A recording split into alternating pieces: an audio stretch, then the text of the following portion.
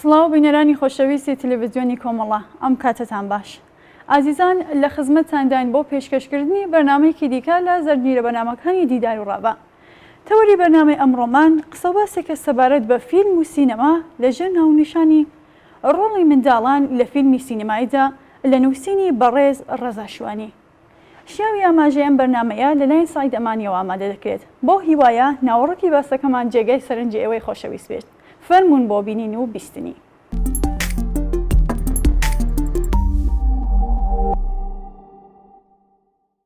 ڕۆڵی منداڵ لە فیلمی سینەماییدا.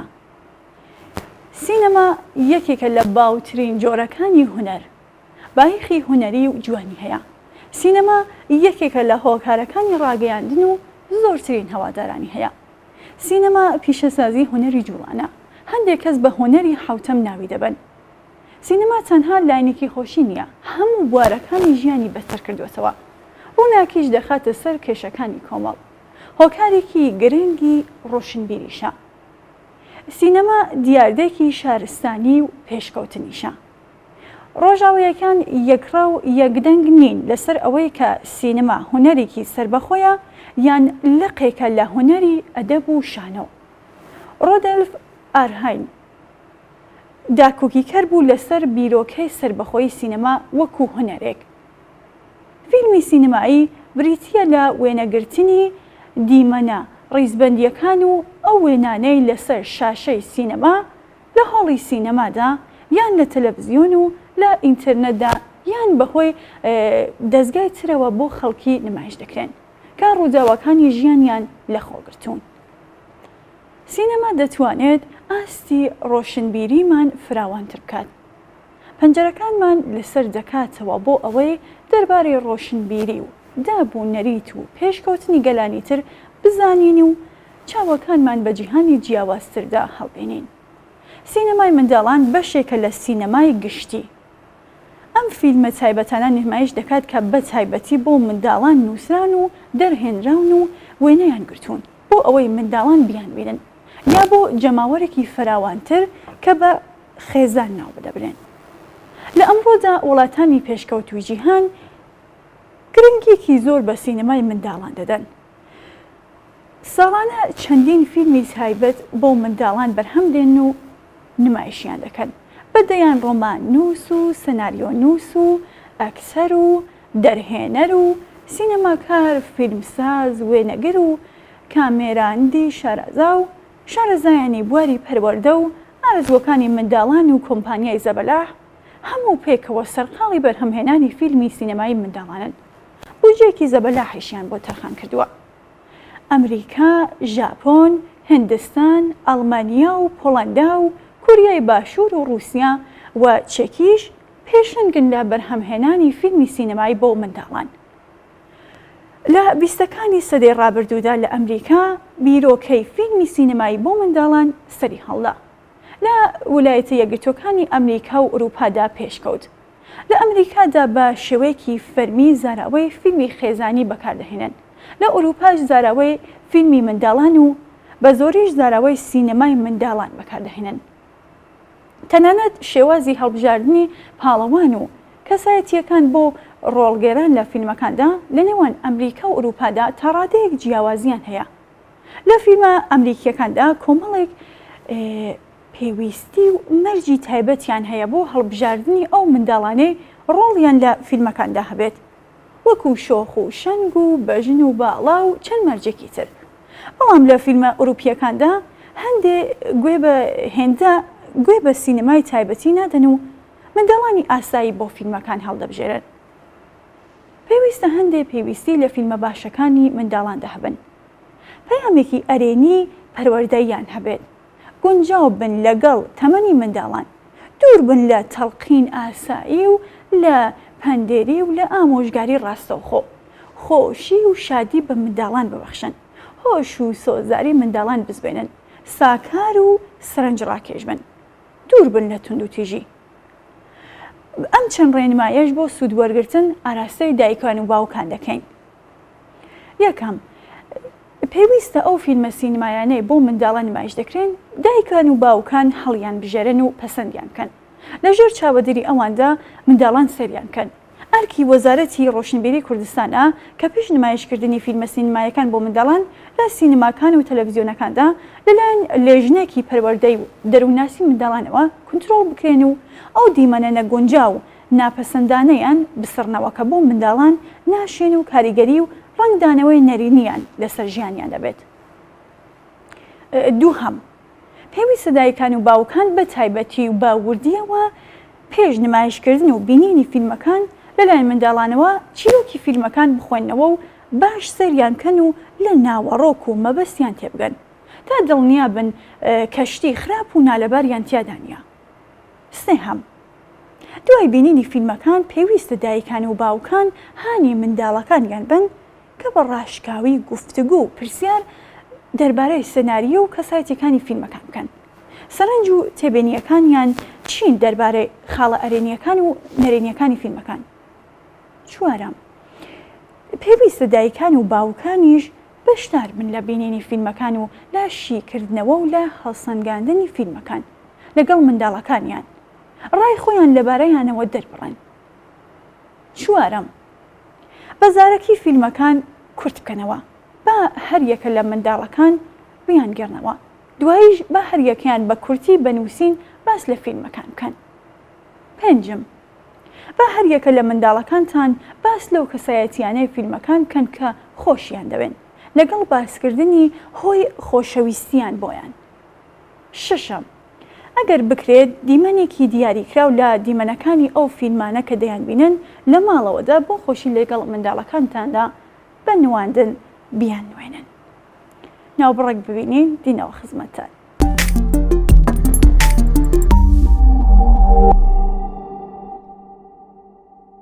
ئێستاش با باسی سوودەکانی سینەمای منداڵان بکەین. سینەمای منداڵان جیهانێکی ڕەنگینە لە تێکەڵبوونی دیمەنەکان و موزیک و خەیاڵ پێک دێت.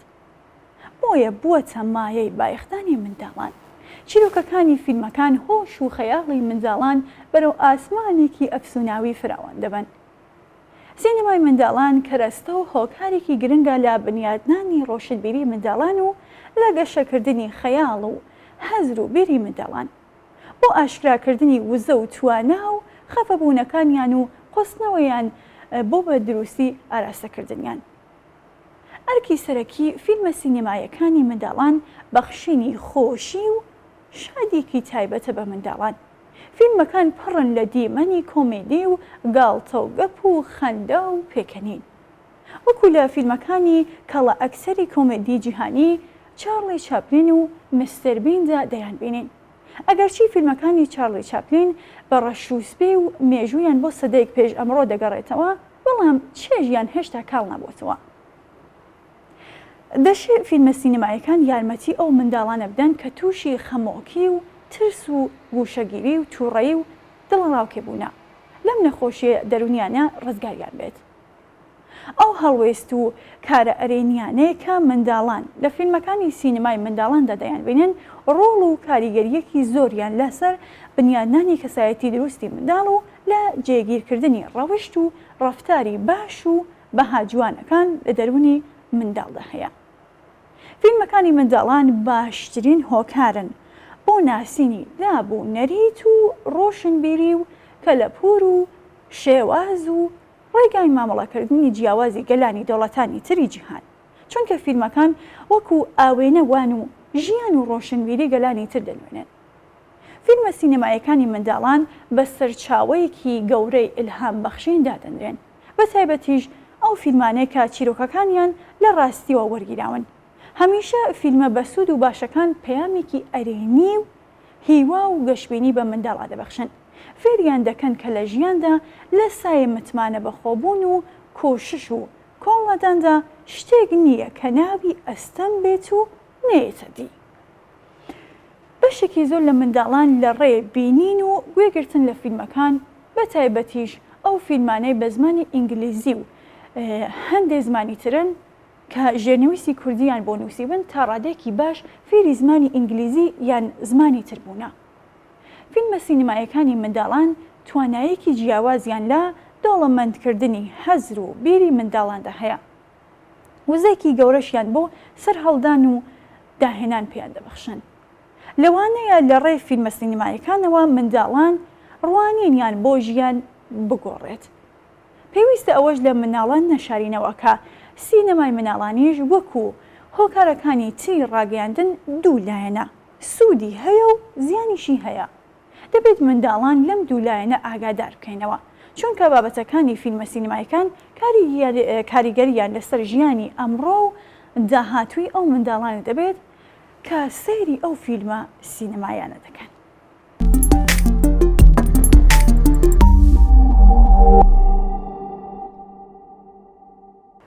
ڕۆڵی منداڵان لە فیلمەکانی سینەماییدا.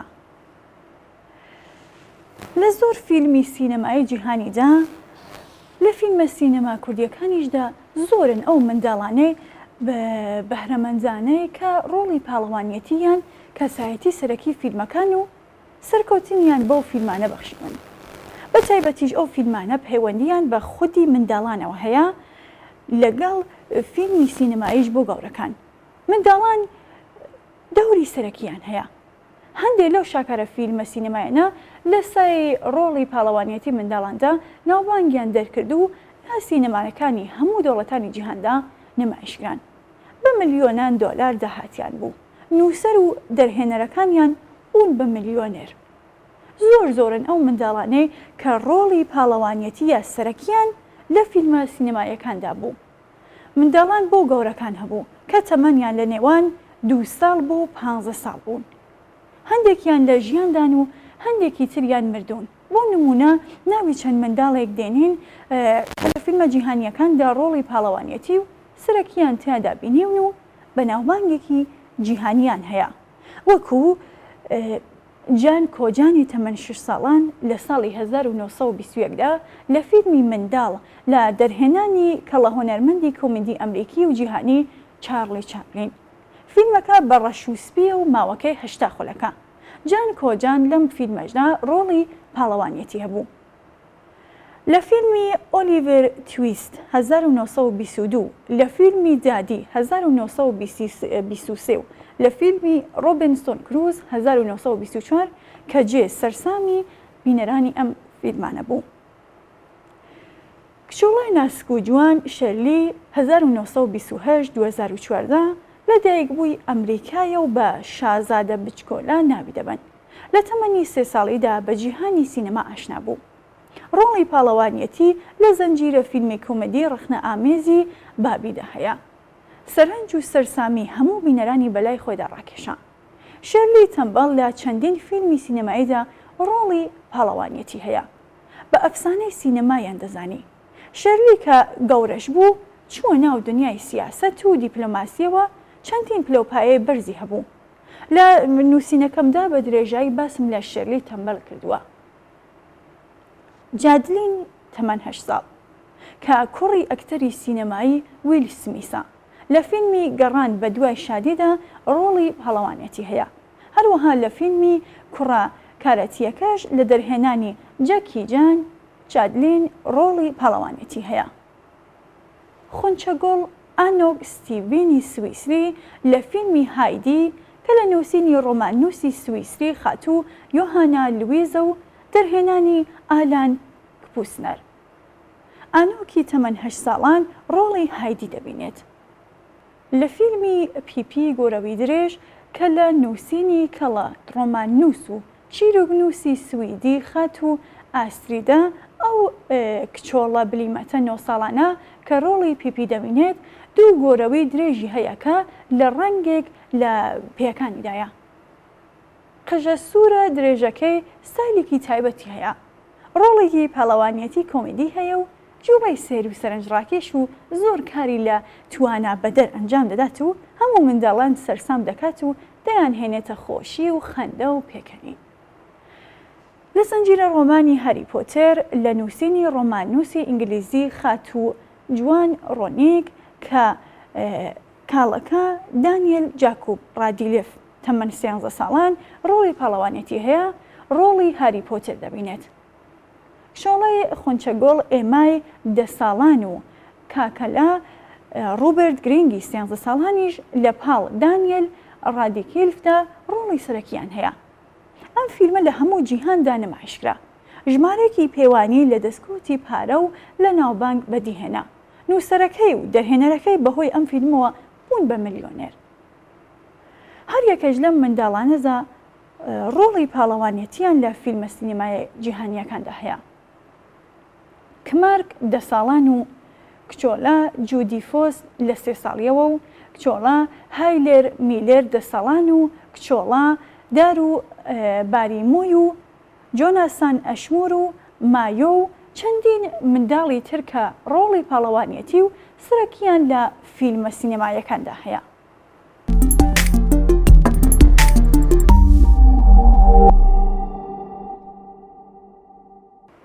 باسی ڕۆڵی منداڵانی کورد لە فیلمە سینیمایە کوردیەکاندا بکەین.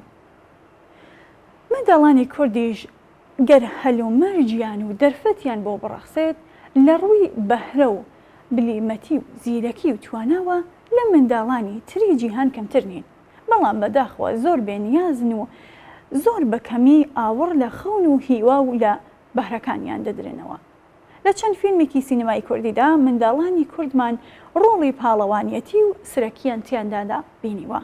لە سای ڕۆڵی ئەو منداڵانەوە فیلمەکان سەرکەوتن و ناوبانگیان بەدەستهێنان. ئەم منداڵانەش دەرچووی هیچ پەیمانگایەکی شانەوەی و سینیمایی و هۆنەری نین.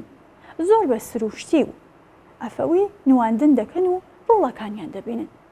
هەر وەکو ئەوەی یاریەکی ئاسایی بکەن، بیر و خەیاڵیان لای کامێرا و وێنەگرتن نیە. ناوی چەند منداڵێکی بەهرەمەندی کوردمان دەهێنم کە ڕۆڵی پاڵەوانیەتی و سەرەکیان لە هەندێک فیلمی بەناوبانگ کوردیدا هەیە.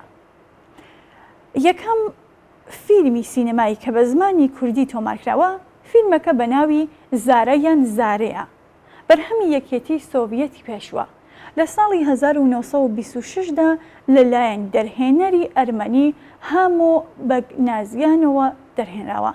دیمەنەکانی لە شاخەکانی ئەرمەنستان گیراوە و هەر لە ئەرمەنستانیش بۆ یەکەم جار نمایشکرا. ئەم فیلمە باس لە خۆشەویستی کوڕکچێکی لاوی کوردی ئیزەدی دەکات. کچەکە ناوی زارەیە و کوڕەکەش شوانە و ناوی سیدۆیە. لەژێر سەرکوتکردن و شۆسانەوە لەلایەن دەسەڵاتدارانەوە بۆ ژیان دەجەنگن. نازانم منداڵانی کورد لەم فیلمەدا ڕۆڵگان هەیە یان یانە. حەزم کرد وەکو یەکەم فیلمی سینەمایی کوردی ناوی بهێنم. دووهەم فیلمی کوردی ساتێک بۆ مەستی ئەسپەکان کە بە زمانی کوردی و فارسیە لە نیوسین و دەرهێنانی هۆنەرمەندی سینەماکار و دەرهێنەری فیلمی سینەمایی بەهمەن قوبادیە کە لە ڕۆژهەڵاتی کوردستان دەرهێنراوە. لە ساڵی 2000دا بۆ یەکەم جار لە فستیواڵی کان لە فەرەنسا نمایشکرا. ڕۆڵی پاڵەوانیەتی ئەم فیلمە منداڵێکی کووردە بە ناوی ئەیوب. ناوی تەواوی ڕاستیشی ئەیوب ئەحمەدە. لەو کاتەدا تەمەنی 13 ساڵ بوو. ئەیوب لە گوندی مرانی سەر بە قەزای پێنگجۆین لەدایک بووە. بەهۆی جەنگی نێوان عێراق و ئێرانەوە بۆ ڕۆژهەڵاتی کوردستان کۆچیان کردبوو. هەر لەم فیلمەدا دوو ئەکتەری مناڵی تریژ ڕۆڵیان هەیە. کچۆڵە ڕۆژین یونس تەمەن 10 ساڵان و مەهدی ئیختیاری 3 ساڵان کە کوڕێکی مناڵی خاوەن پێداویستی تایبەتە.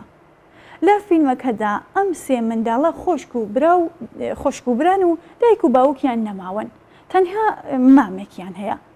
ئەیوب لە پێناوی پەیداکردنی بژێوی ژیانی ڕۆژینی خوشکی و مەهدی برابووچکی کە پێویستی بە پارە هەیە بۆ نەشتەرگەریەکی پێویست، هەموو بەرپرسیارەتیەک دەکەوێتە ئەستۆی ئەیوب. ناچار واز لە قوتابخانە دەهێنێت، کاری کۆڵبەری دەکات لە نێوان ڕۆژهەڵات و باشووری کوردستاندا. ڕۆژینیش لە پێناوی مەهدی برایدا ناچار بوو کە شوو بکات بۆ ئەوەی پارەی مارەیەکەی بۆ نەشتەرگەری مادی وەربگرێت. ئەیوب و ڕۆژین و مەهدی زۆر بە جوانی و بە ئاسایی و سەرکەوتوانە لەم فیلمەدا ڕۆڵەکەیان بینیوە. ماوەی فیلمەکە 8 خولەکە. ئەم فیلمە باس لە بێبنەماییەکی بێدەرەتانی کوورد دەکات کە دایک و باوکیان لەدەستاوە. هەوڵ بۆ مانەوەیان دەدەن. بۆیەش کۆڵبەرەکان ویسکیان کردە ناو ئاوی خواردنەوەی ئەسپەکانیان تا مەست و سربەبوون و سەرما و سۆڵە و گزەبای سارد و بەفر کاریان لێ نەکەن و نەوەستن. ساتێک بۆ مەستی ئەسپەکان ژێرنوویستیان بۆ چەندین زمانی جیهانی کردووە و لە چەندین هۆڵی گەورەی سینەماکانی شارەکانی وڵاتانی جیهاندا نمایشکرا. چەندین خەڵاتی بە نرخ و بەرزی نێودەوڵەتیان پێبەخشی. بەهۆی سەرکەوتنی ئەم فیلمەوە بەهمەن قوبادی ناوبانگێکی جیهانی لا دەرهێنانی فیلمی سینەماییدا دەرکرد. شانی باسیشە لە ئێستادا ئەیوب ئەحمەد گەنجێکە و گەڕاوەتەوە بۆ پێنجوێن. خەریکی کاری کۆڵبەریە، زۆر حەز دەکات لە فیلمی سینەمایی کوردی تازەدا بانگی بکەن و ڕۆڵێکی بدەنێ. سێهەم فیلمی کیسەڵەکانیش دەفڕن. فیلمێکی جەنگی درامیە لە نووسین و دەرهێنانی هۆنەرمەندی سینەماکار بەهمەن قوبادیە کە لە ساڵی 2004 نمایشکرا. چیرۆکی فیلمەکە دەربارەی سێ منداڵی پەنابەرە لە کەمپی ئاوارە کوردەکان لە نێوان ڕۆژهەڵات و باکووری کوردستاندا. چاوەڕێ ڕووخاندنی سەدام حوسێن دەکەن.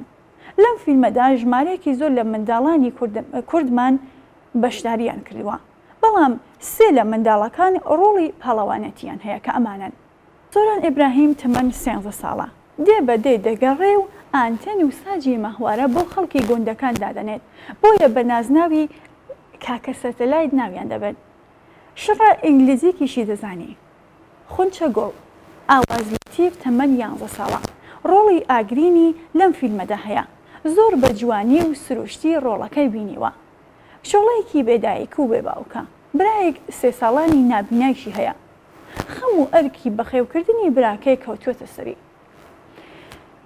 هێرش فەیسەڵ ڕەحمان کە تەمەنی 13 ساڵە و خاوەن پێداویستی تایبەتە لە منداڵیەوە بەهۆی شورتی کارەباوە هەردوو دەستەکانی لە شانیەوە پزیشک بڕیویانەتەوە.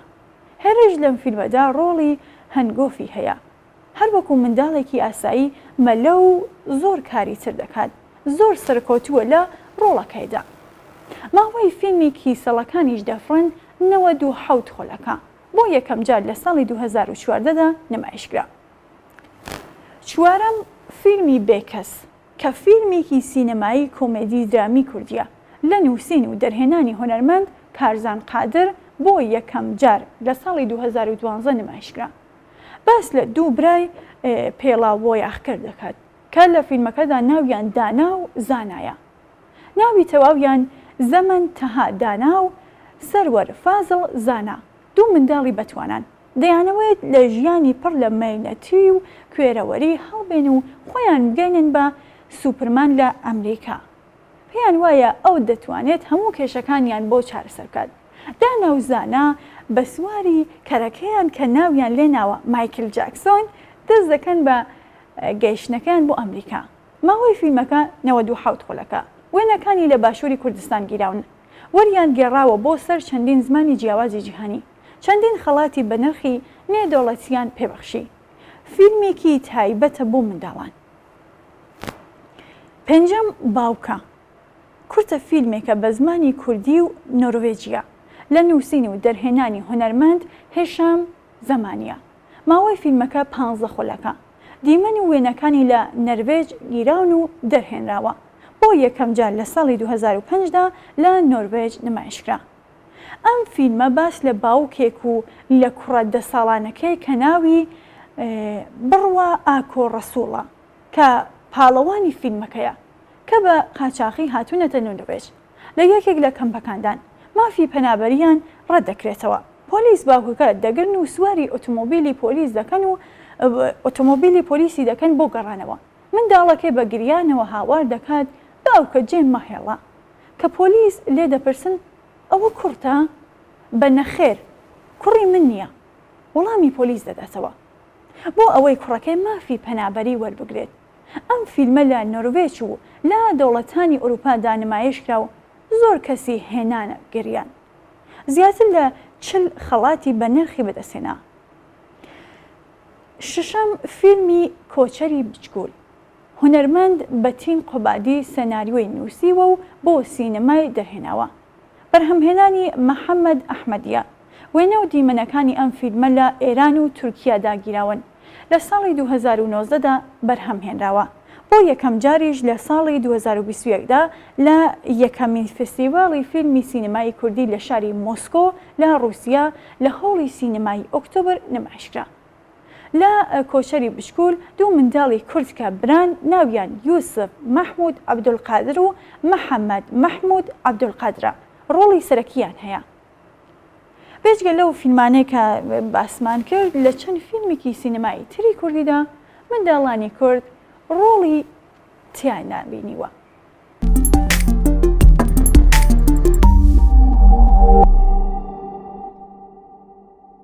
بەڵێ ئازیزان و خۆشەویستان بەم جۆرە گەیشتنە کۆتایی بەنامەی ئەمڕۆژمان بۆ هیوایە ناوەڕۆکی باسەکان جێگای سەرنجی ئێوەی ئازیز بووێت تا بەگەیشتنەوەمان لە بەنامێکی تردا ماڵەوە.